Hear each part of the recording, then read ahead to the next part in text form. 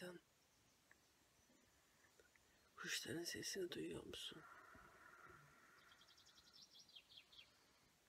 Duyuyorum. Bunlar telefon alarmı değil. Sabah saat 6 ve dışarıdan kuş sesleri geliyor. Evet de bu saatte niye kalkıyoruz ki? Çünkü herkes uyanmış, baksana. Biz herkes miyiz? Hayır, kuşlar uyanmış. Günaydın kuşlar. İşte karavan hayatının en güzel şeylerinden birisi. Saat 6'da kalkmak mı? Saat 6'da kuş sesleriyle uyanmak.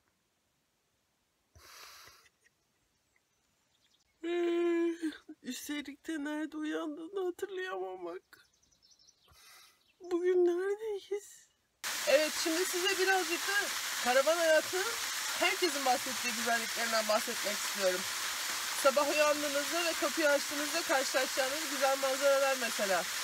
Ama bunları estetik ve oynanmış fotoğraflarla değil, gerçekten doğal haliyle görmenizi istedik. İşte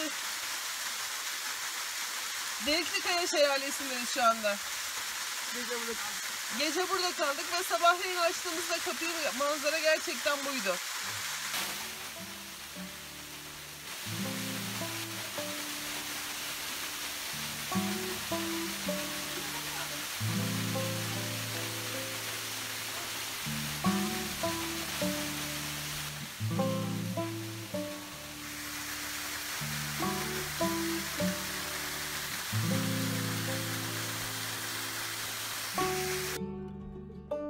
Gece bir anda etrafımıza beliren ateş böceklerinin dansı, sabahleyin kuş sesleriyle uyanmak, arkasından bu muhteşem şelalede aldığımız duş. Deliklikaya Şelalesi bizim için cennetten bir köşenin dünyadaki yansıması gibiydi.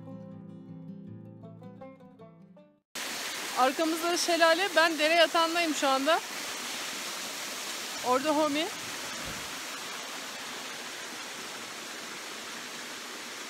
Her yer çok güzel görünüyor. Gece burada kaldık. Suyun sesi de harikaydı. Sabahleyin kalkıp burada duş aldık.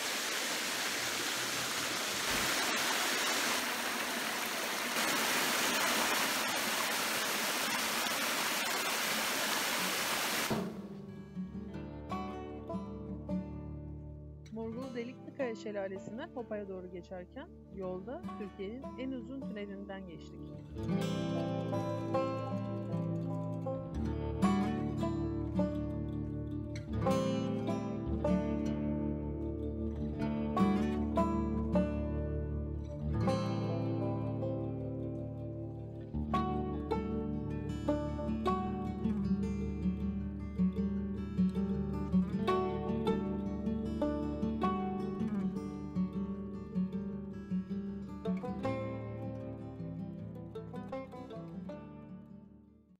Gün sonra nihayet denize vasıl olduk.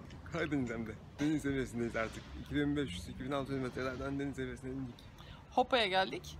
Hopa'ya da İzmir'deki gibi bir asansör yapmışlar. Asansörün tepesine çıktık. Ama çay bahçesi yok. Büyük eksiklik. Ama İzmir'de olmayan bir şey var burada. Dağlar var ve yeşil. Ama İzmir'de alanlar çiçeğe kadar açıyor. Sahil şeridi. Aşağısı da böyle. Komide orada duruyor. Borçka'dan gelirken 5228 metrelik bir tünelden geçtik. Tünelin öbür tarafında tamamen ormanlıktı. Tünel biter bitmez çay bahçeleri başladı. Ve şu anda geçtiğimiz en uzun şimdiye kadar tünelden geçtik galiba. 5228 metreydi. İniyoruz asansörümüze. Bu camlı bir asansör.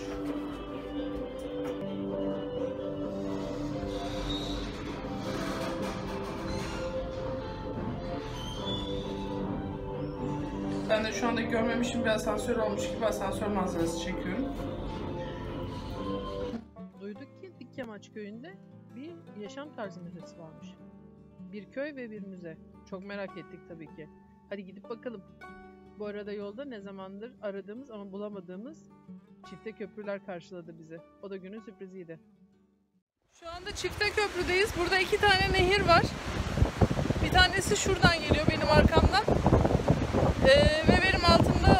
yani üzerinde olduğum köprünün altından geçiyor. Bir tanesi de çok hızlı geçiyorum. Şu karşıdaki köprünün altından doğru geliyor. Onun üzerine de Haluk var. Ve oradan şu şekilde birleşip tek nehir halinde akıyor aşağıya. Bu köprülerin her ikisinin de 18. yüzyılda Osmanlı döneminde yapıldığı düşünülüyor. Biri burada, arkamızda. Biri de burada. Bu biraz daha küçük olan. Bu biraz daha büyük olan.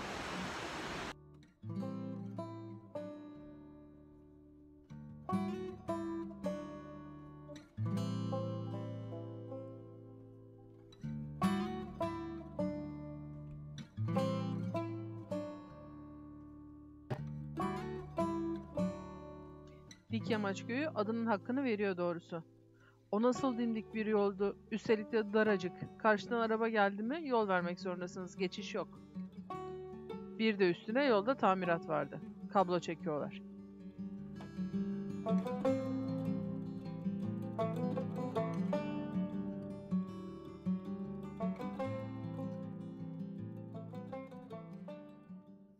Dikyamaç Köyü Yaşam Tarzı Müzesi. Buradan bir sürü ünlü insanlar çıkmış. Bütün aileler soya ağaçlarını koymuşlar buraya. Önce ilkokulumuzdu burada.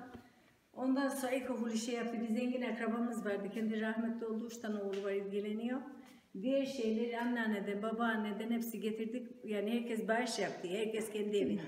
70 aile köyümüz var ama şimdi o kadar kişi kimse yok. Okul kapanışta gençler gittiler gurbete. Eskiden anneanneden, babaanneden, dededen ne kaldıysa Ahşapta hamur bu yani hem hamur yapmak için hem de biz lahana yemeği yaparız şurada. Ve yemeği haşlarız böyle aralarına, barbunya falan pişiririz. Tencereden boşaltırız, suyunu alırız. O taraftan göstereyim, odun şeyimiz var, eziyoruz. Ha, bunlar havaneli gibi ezmek için. Ezmek için de var da. Şimdi hamur da yapmak için. Şunu niye koyduk, bu köyün ismi Kambarna diye yazıyor ya. Kambarna ağacımız var şu arka tarafta, çay içiyorduk orada. Kambarna ağacımızı o ağaçtan böyle patlatma şeyi, yarışmada böyle içine bir şey ot falan koyuyoruz. Böyle patlatıyoruz. Oo, siz eskilerden biliyorsunuz bu işleri. söyleyeyim, Belki de değişik bir soy ağacı. Bayağı genişlemiş, hızlı genişlemiş yani. Sonra ufalmaya başlamış. Önce büyük, çok fazla çocuklarla çok fazla olmuş.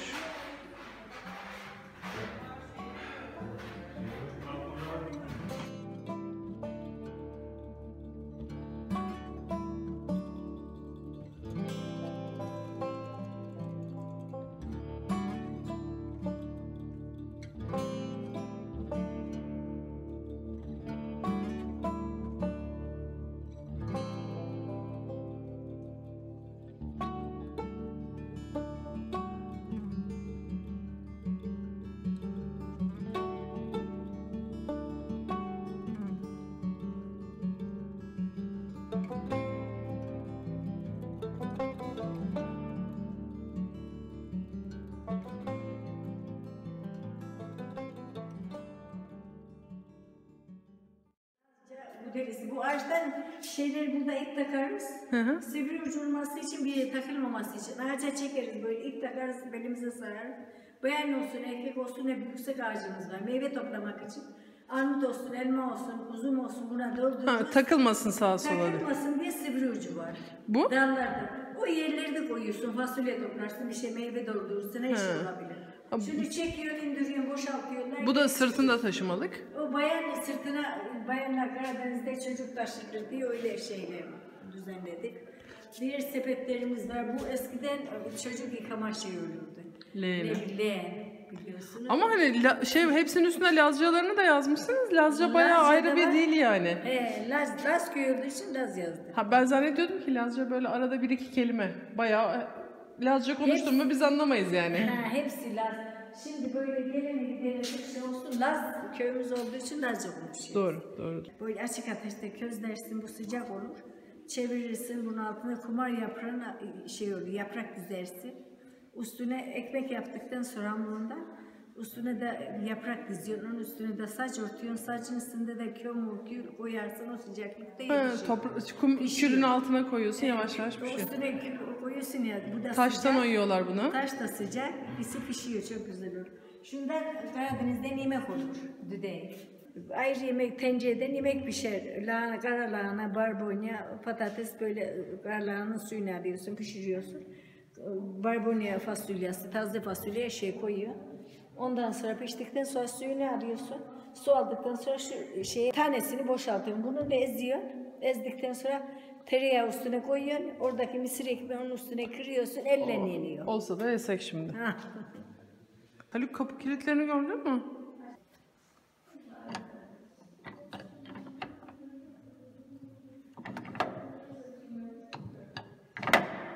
Dur, şöyle yapalım. Bu böyle kilitlendi. Geri çekince açılıyor kapı. Böyle çekiyorsun. Anahtar bendedir. He. Kapıyı açabiliyorsun şimdi. Eski sigaralardan örnekler. Ben hatırlıyorum şu yiyince sigarasını dedemin içtiğini. Bir de birinci vardı bir yerlerde. Birinci sigarası görünüyor mu acaba buralarda? Ayağı o zaman bir tonli hasta almış. Tonli hasta olduğu zaman kişi ne yapsınlar? O zaman da odun kürekleri vardı. Demir kürekleri yoktu çok eskiden.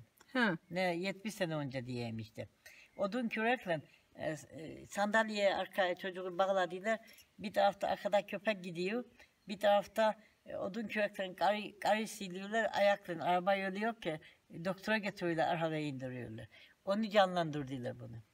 Kurtulmuş mu çocuk? Kurtuldu çocuk canlı doktor şimdi. Sandalyeye bağlamışlar hasta çocuk. Aha köpek de yanından gidiyor. Annesi de arkası.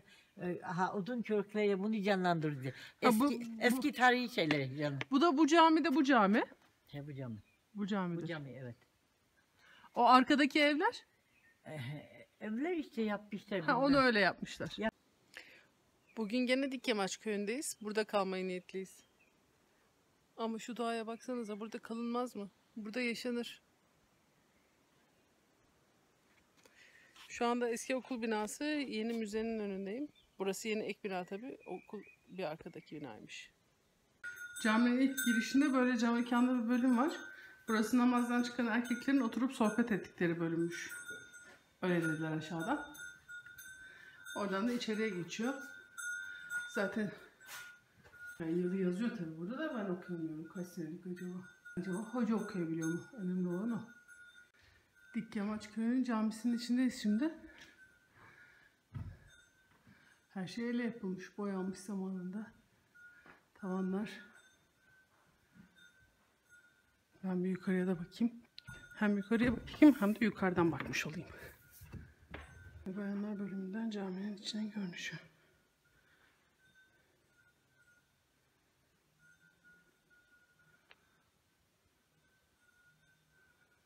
Elle yapılmış boyamaları güzel. Minarenin kapısı ve kendisi ayrı. Biz her zaman deriz ki karavancının hayatı neye niyet neye kısmettir. Evden çıkarken 15 gün Türkiye'de kalıp sonra dünya turumuza başlamayı düşünmüştük. Ama bir baktık 60 gün boyunca Türkiye'de kaldık. Dikyamaç köyünde 2 gece kaldıktan sonra sabahleyin erkenden Sart sınır kapısından çıkıp dünya turumuza başlama niyetindeydik. Ama akşam gelen bir telefonla sabah aniden İstanbul'a geri döndük. Babamız hastalanmıştı.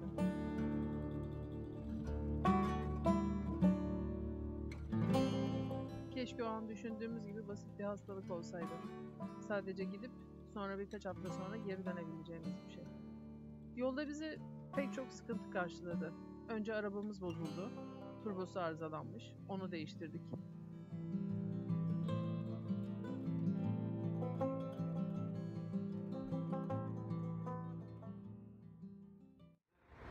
Arabanın turbosu bozuldu. Rize'deyiz. Tamir ediyorlar şimdi. Yolun bir kısmında öyle çok yağmur yağdı ki sileceklerimiz bile yetişemedi. Ama güzel şeyler de oldu. Ordu'da yeni evlenen arkadaşlarımıza bir merhaba demek için durduk. Yol üstünde giderken takipçilerimiz bizi durdurup onlar bize merhaba dediler. Bacak kadar boyuyla kocaman Sherlock'un mamalarından avuç avuç yiyor. Karnı kocaman oldu. Nasıl aç bıraktılarsa. Üstelik de böyle bir yerdeyiz yani. Bir tane köpek, bir tane de kedi var. Bakamamışlar. Bir sürü dükkan var yan yana. Nasıl acıktıysa bizim de yemek vereceğimizi anlamış. Koştura koştura geldi bizi görünce. Bu videoyla yani gezisinin geçen yıldan kalma bölümlerini sona erdirdik. Biz bu yolculuğa çıkarken 30.000 kilometreyi hesaplayarak çıkmıştık. Yolumuz Singapur'a kadar devam edecekti. Ve hatta bu videonun yayınlandığı yer olan Dikkemaç Gölü'nden ertesi sabah Gürcistan'a çıkış yapıp oradan yolumuza devam etmeyi planlıyorduk. Ama akşamleyin bir telefon aldık. Haluk'un babası rahatsızlanmıştı. O kadar önemsemedik aslında durumu. O da birilerine hem Homi'yi hem Sherlock'a emanet etsek de birkaç gün sonra geri döner miyiz acaba? Uçakla gitsek gelsek diye düşünüyorduk. Ama öyle birisini bulamadık. İyi ki de bulamamışız. Çünkü 5 ay İstanbul'da kalmak zorunda kaldık. Sonra da babamızı kaybettik. Ama şimdi hayat devam ediyor. Acısıyla, tatlısıyla. Ve biz karavanımızı tadilat yapıyoruz. Tadilatlarımız bittikten sonra eğer bizim ve dünyanın sağlığı el verirse yola çıkmayı planlıyoruz. Evet, özellikle dünyanın sağlığı. Ve sınırlar açılırsa tabii ki. Eğer sınırlar açılmazsa da Türkiye içinde görmediğimiz yerleri görmeye devam edeceğiz. Belki sizlerle buluşacağız. Belki birer kahve içeceğiz, birbirimizi tanıyacağız, merhabalaşacağız. Bizi takipte kalın. Abone olmayı, çan işaretine tıklamayı ve lütfen bu videoyu beğenmeyi ve paylaşmayı unutmayın. Bizim için yapabileceğiniz en güzel şey bu videoyu beğenmek ve paylaşmak ve abone olmaktır. Hoşça kalın. Görüşmek üzere.